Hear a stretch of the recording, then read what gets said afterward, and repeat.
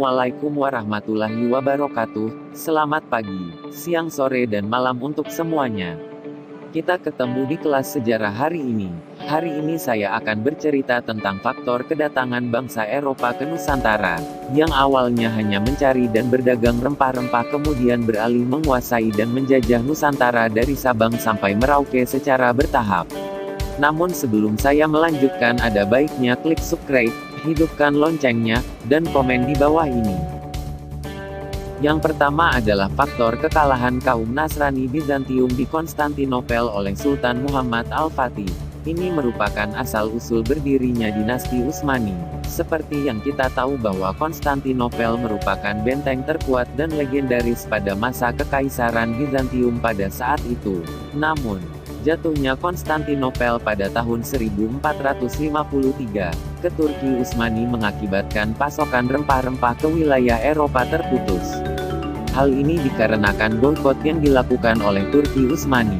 Situasi ini mendorong orang-orang Eropa menjelajahi jalur pelayaran ke wilayah yang banyak memiliki bahan rempah-rempah, termasuk Kepulauan Nusantara. Dalam perkembangannya, mereka tidak saja berdagang, tetapi juga menguasai sumber rempah-rempah di negara penghasil. Dimulailah era kolonialisasi Barat di Asia. Yang kedua, adanya semangat gold, glory dan gospel. Gold, tujuan ekonomi dengan mencari keuntungan dan hasil besar dalam perdagangan rempah-rempah. Membeli dengan harga murah dan menjual dengan harga mahal.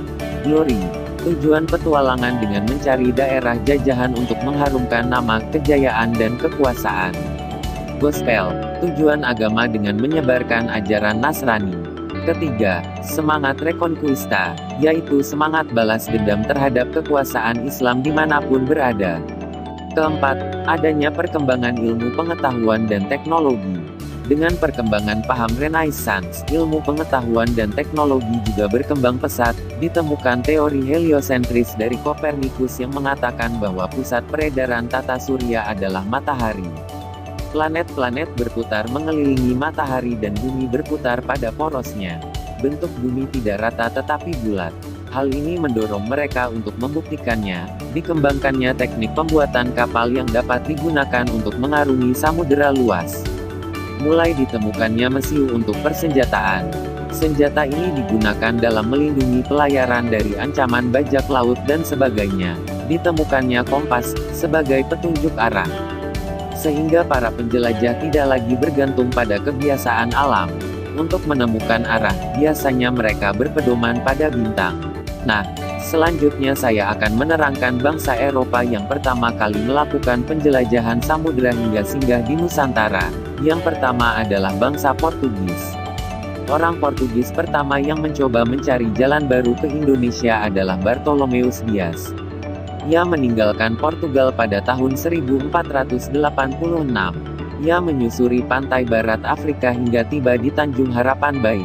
Namun ia gagal mencapai Nusantara. Setelah Bartolomeus Dias menemukan jalan ke timur di Tanjung Harapan, Afrika Selatan, upaya mencari jalan ke Nusantara diteruskan oleh armada-armada Portugis berikutnya.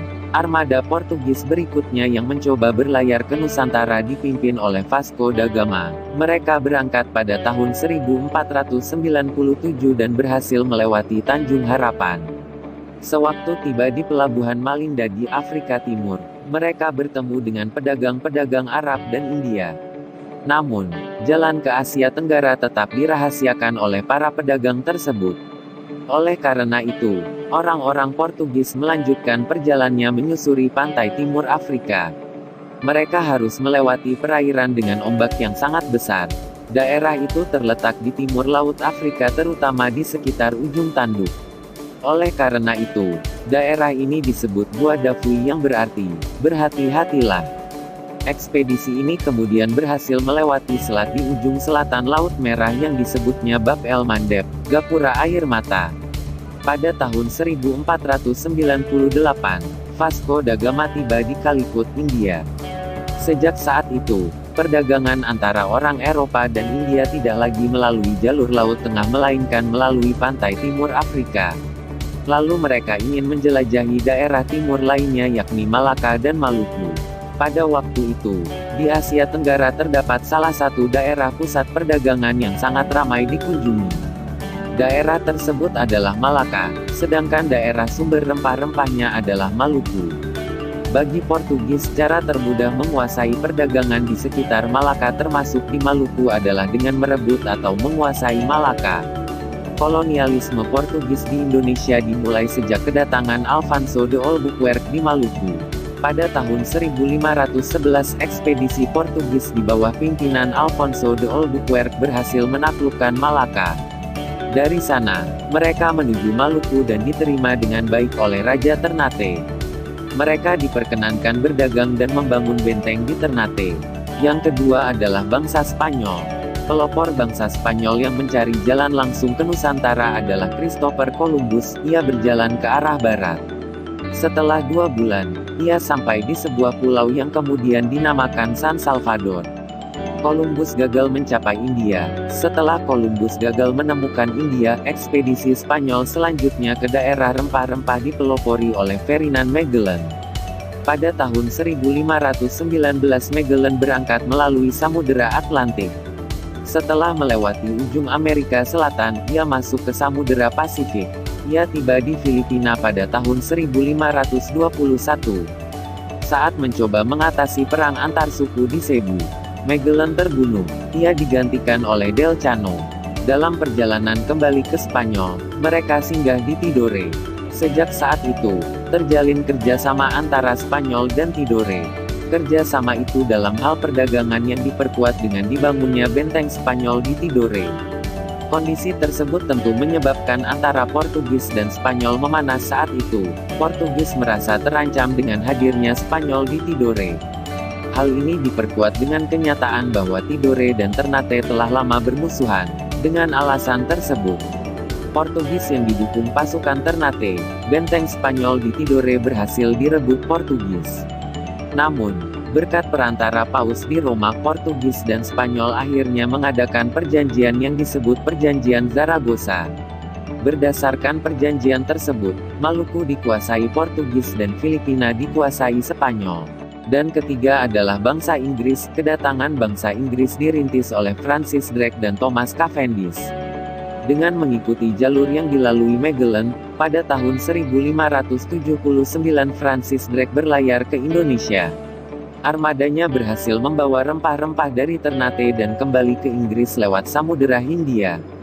Perjalanan berikutnya pada tahun 1586 oleh Thomas Cavendish melewati jalur yang sama.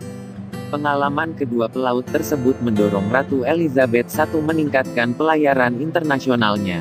Hal ini dilakukan dalam rangka menggalakkan ekspor wool, menyaingi perdagangan Spanyol, dan mencari rempah-rempah.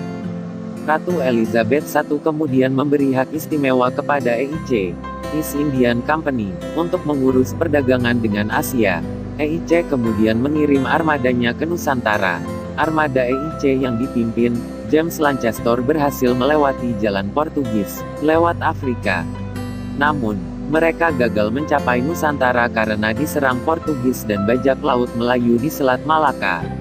Awal abad ke-17, Inggris telah memiliki jajahan di India dan terus berusaha mengembangkan pengaruhnya di Asia Tenggara, khususnya di Nusantara. Kolonialisme Inggris di Hindia Belanda dimulai tahun 1604, menurut catatan sejarah.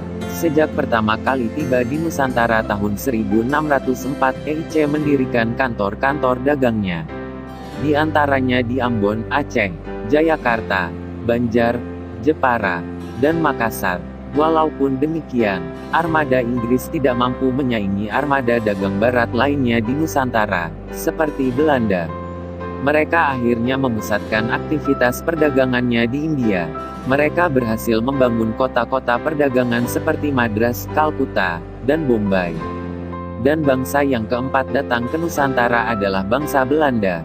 Armada Belanda yang pertama berusaha mencapai Indonesia dipimpin Van Eyck, namun ekspedisi ini gagal. Kemudian, pada tahun 1595 armada Belanda dipimpin Cornelis de Houtman dan Peter de Keyser berangkat menuju Nusantara. Mereka menyusuri pantai barat Afrika lalu sampai ke Tanjung Harapan.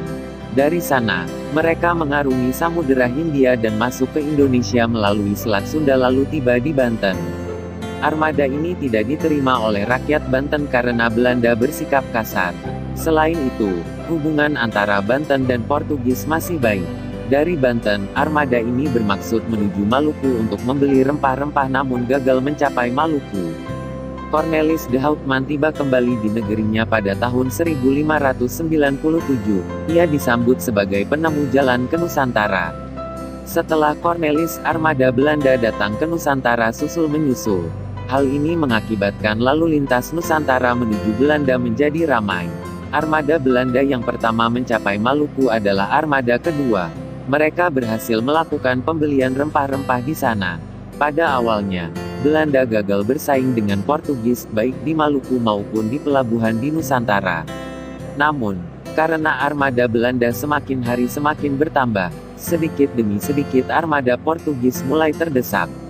Akhirnya Portugis terusir dari Maluku menandai era kolonialisme Belanda di Nusantara. Sejak itu, pedagang-pedagang Belanda semakin banyak yang datang ke Maluku. Untuk mengatasi persaingan di antara pedagang-pedagang Belanda sendiri, pada tahun 1602 dibentuk VOC, Verenigde de Oostindische Compagnie, atau Persekutuan Dagang Hindia Timur. VOC dipimpin oleh De Heren Zouvention, Dewan 17, dengan Peter Boe sebagai Gubernur Jenderal yang pertama. Semula VOC berpusat di Ambon. Namun, sejak kepemimpinan Gubernur Jenderal Jan Pieter Duncowen, pusat VOC dipindah ke Jayakarta yang kemudian berganti nama menjadi Batavia. Baiklah. Penjelasan tentang penjelajahan samudera sampai masuknya bangsa Eropa ke Nusantara telah selesai. Terima kasih. Saya akhiri. Wassalamualaikum warahmatullahi wabarakatuh.